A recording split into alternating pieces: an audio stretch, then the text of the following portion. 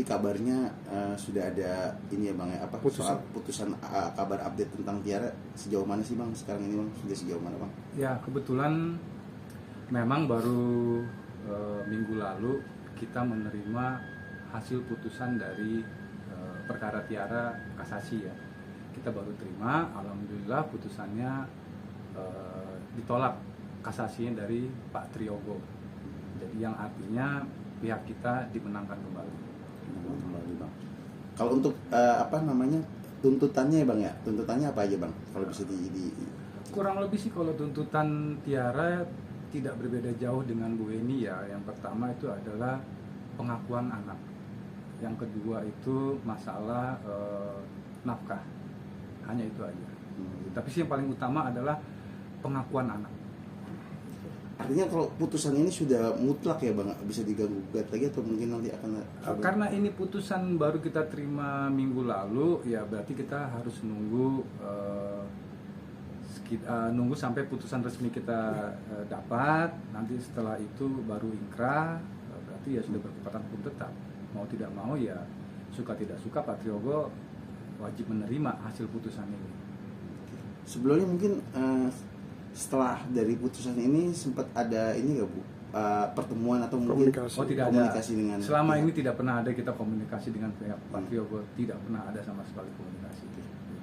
Mungkin klien Abang sendiri seperti apa Bang dengan putusan Dengan ini, putusan Bang? hari ini. Ya, dengan putusan Tanggapan. ini saya sudah info juga ke Bu Tiara, ya dia bersyukur, dia juga senang akhirnya perjuangan dia selama ini untuk memperjuangkan pengakuan anaknya sudah terwujud gitu ya, dengan adanya putusan kasasi. Artinya dia puas dengan Ya pasti hasil sudah dari situ. pasti dia puas sih, karena perjuangan dia selama ini kan kurang lebih sudah 3 tahun lebih ya kita memperjuangkan masalah ini, hasilnya positif.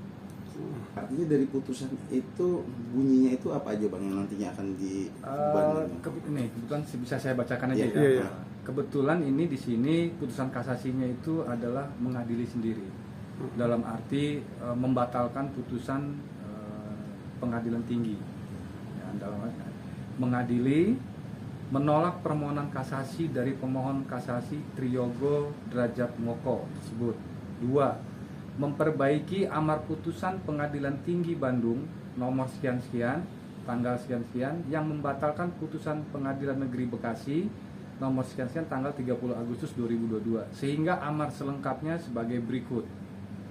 Dalam provisi mengadili sendiri, menolak permohonan provisi dari pembanding dahulu penggugat dalam pokok perkara. 1. Mengabulkan gugatan pembanding dahulu penggugat untuk sebagian. 2. Menyatakan bahwa perbuatan yang dilakukan oleh terbanding 1 dahulu tergugat 1 terbukti telah melakukan perbuatan melawan hukum. 3. Menyatakan anak perempuan yang bernama Alifa adalah anak biologis dari terbanding 1 dahulu tergugat 1 dan terbanding 1 dahulu tergugat 1 adalah ayah biologis dari anak tersebut. 4. Menghukum para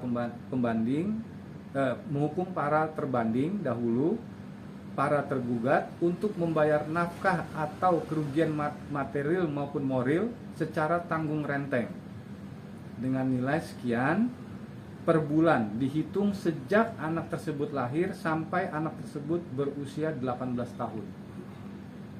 5. Menghukum turut terbanding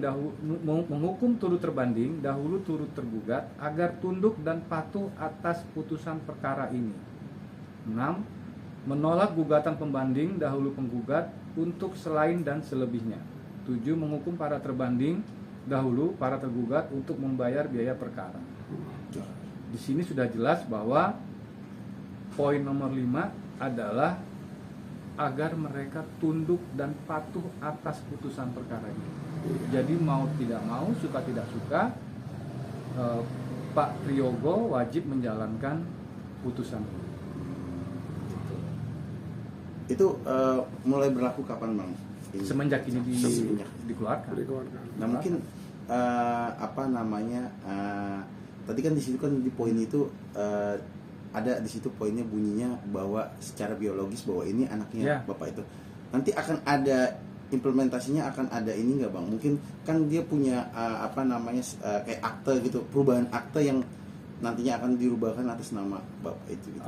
Itu kalau untuk masalah akte memang kita harus konsultasi dulu kepada Dukcapilnya kan, apakah ada perubahan atau tidak. Kita nanti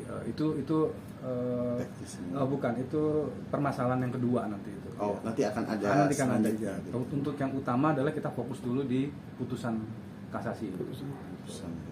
Kalau untuk ininya sendiri bang, itu kan diwajibkan ya untuk membayar. Artinya nanti akan diberlakukan kapan bang? Nanti setelah ini ingkrah, putusan resmi kita sudah dapat, baru kita ajukan eksekusi untuk melaksanakan isi putusan. Gitu. Mungkin selain ini mungkin ke depan ada ini nggak bu? Himbauan nih ke abang nih untuk pihak tergugat ya bang, bisa dikatakan seperti itu bang ya? Ya kalau menurut himbauan saya sih ya ini hanya sekedar saran ya.